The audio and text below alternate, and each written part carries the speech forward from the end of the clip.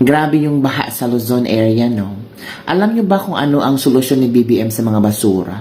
Oy, by the way, sinisi ni Claire Castro ang mga tao dahil sa sobrang hindi marunong magtapo ng basura. Kayo ang rason kung bakit binabaha at tumaas ang tubig sa Maynila dahil sa mga basura nyo. Oy, galit na sa Auntie Claire. Galit na galit. Kasi wala silang mabigay na solusyon sa baha sa Luzon, kaya ang sinisi niya, ang mga tao na naman, ang mga pobreng katulad natin, na, nako, grabe daw, hindi marunong magtapon ng basura. At dahil sa basura, may si BBM, may suggestion, may gustong gagawin si BBM. Una, remember, yung sabi ni BBM, iipunin natin ang tubig baha para kung tag-ulan, pwede magamit natin. O sinong loko-loko at tanga ang maniniwala dyan? Pangalawa, ito na naman. Sinabi ni BBM na gagawin niyang kuryente ang naipong basura. Anong ano? Again? Gagawin ni BBM na kuryente ang naipong basura. Nagets nyo? Hindi nyo nagets? Again. Sabi ni Marcos Jr., gagawing kuryente ang naipong basura. Basura, it will become kuryente. O di ang yaman ng Pilipinas. Di ba? Libre na ang kuryente. O di ba? Grabe ang legacy ni BBM. Una, mag-ipon tayo ng tubig baha para kung tag-init, meron tayong magamit na tubig baha. Meron pang time na yung tubig baha, kailangan i-filter para inumin. Oh! Remember ko yan.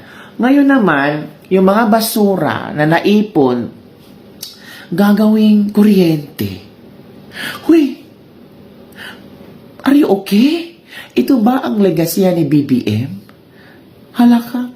Sabi ni BBM, itutuloy na natin yung waste to energy na program. Ay, magkano namang perang gagamitin ito? Ang galing talaga niya magawa ng mga proyekto. Ay, ito waste to energy program ni BBM. Yung basura, gagawing enerhiya, gagawing elektrisidad. Yung kinukuha yung basura at ito ay ipinaprocess at gagawing kuryente. Maging mayaman na ang Pilipinas kasi may maraming basura ang Pilipinas kapag umuulan at bumabaha. So, pwedeng iponin ni BBM yan at gagawing kuryente. So, bababa na ang singilan ng kuryente o di kaya maging libre na ang kuryente ng Pilipinas. So, possibly, ang mga tao dumi ng dumi. I mean, tapon ng basura or iipunin ang basura para maging kuryente. Ang tanong, magkano bang gagastuhin nito BBM? Ibalita ko, yung 2027 budget, trilyones na naman. Ay, nako kabibig. Ang daming magagandang idea ni BBM. Sobrang ganda. To the highest level na parang hindi natutulog na si BBM para mag-isip ng magagandang idea tungkol sa pagginhawa, tungkol sa maging maganda ang ekonomiya ng bansa. Take note ha. Ito ba, how do we describe this? Waste to energy, sabi ni BBM. Ikaw, gusto mo bang ang idea ni BBM? Parang science project lang, no? Parang research sa mga senior high school. Diba? Try to ask your children or yung mga senior high school students. Papasa kaya itong research ni BBM na waste will become energy? Pwede naman. Ang problema, magkano?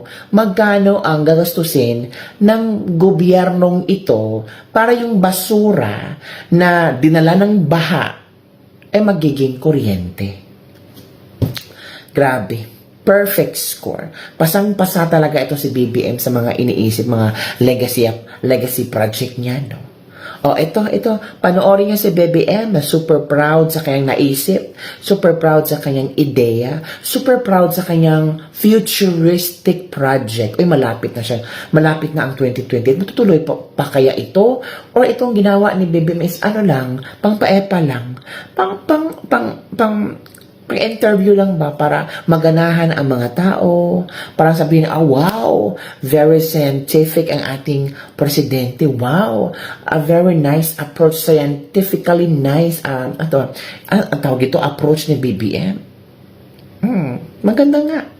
Ang tanong, magkano yan yung programa ninyo? Baka bilyones na naman ang gagamitin para maging successful, para maging effective, para maging, tawag ito, mapakinabangan yung basura. Basura na kung saan nag-clogged, na kung saan, grabe. Watch this video. Itutuloy na natin yung waste to energy na program. Yun yung kinukuha yung basura at ito ay pinoprocess at ginagawang kuryente. Morning everyone. Andito ngayon tayo sa Las Piñas. Tinitingnan natin ang effect ng naging malakas na ulan sa nakaraang ilang araw. At mabuti naman, tama naman dahil sa binigay kong instruction sa DPWH patuloy yung dredging na ginagawa. Ay mukhang nagkaroon naman ng epekto, hindi ganun kalala ang pagbaba, medyo nabawasan. Dati hanggang dibdib umaabot. Ngayon wala pa, hindi na hanggang kulang pa sa tuhod ang baha. At so effective naman ang ating ginagawa, ngunit alam naman natin kulang pa rin yan. Marami pa rin tayong kailangan gawin dahil itong halimbawa sa dredging, ngayon lang tayo nagde-dredge ulit na tinigil, nag-moratorium sa dredging for 12 years. So 12 years walang dredging. Kaya pababaw ng pababaw yung mga ilog natin, yung mga spillway natin.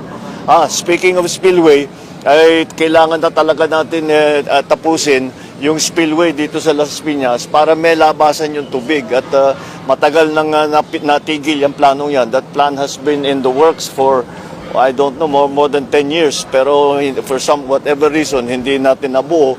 At ngayon, kailangan gagawin na natin. So I've given instructions to Secretary Vince na tignan na muna natin, balikan na natin ang mga plano. Tignan natin kung may kailangan palitan. But whatever it is, kung anong kailangan gawin, kailangan tapusin na natin, ilagay na natin yung spillway. Malaking bagay yan para sa pagbabaha ng NCR.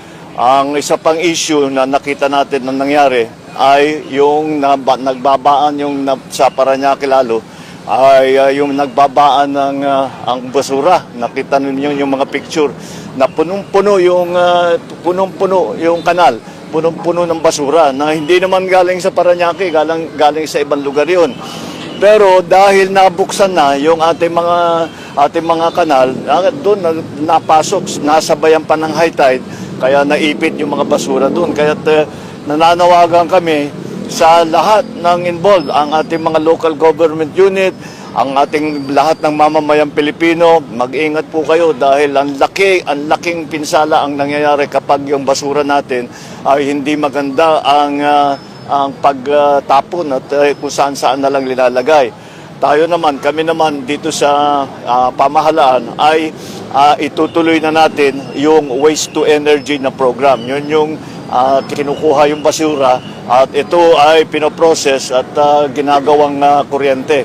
At napakalaking bagay ng pagka natapos na natin. Sandali lang siguro yan kasi understood technology na yan.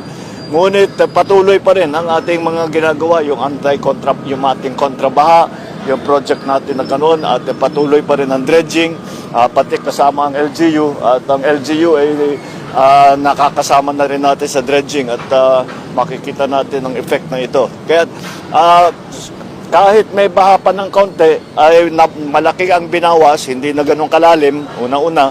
Pangalawa, mas mabilis mawala yung tubig dahil nga nabuksan na natin ang ating mga kanal. Patuloy ang ating gagawin nito dahil hindi pa tapos ang trabaho. Marami pa tayong gagawin. Ngunit mukha namang effective yung ating nagawa na nasimula nitong taon na ito. hindi natin titigilan hanggang matapos yan. Ang dredging talagang walang tigil yan, tuloy-tuloy yan. At hanggat magawa natin ng paraan na maipon yung tubig bago pa bumaba. Yun ang yung talagang long-term plan dyan. Kaya patuloy ang ating mga pinaplano para sa flood control.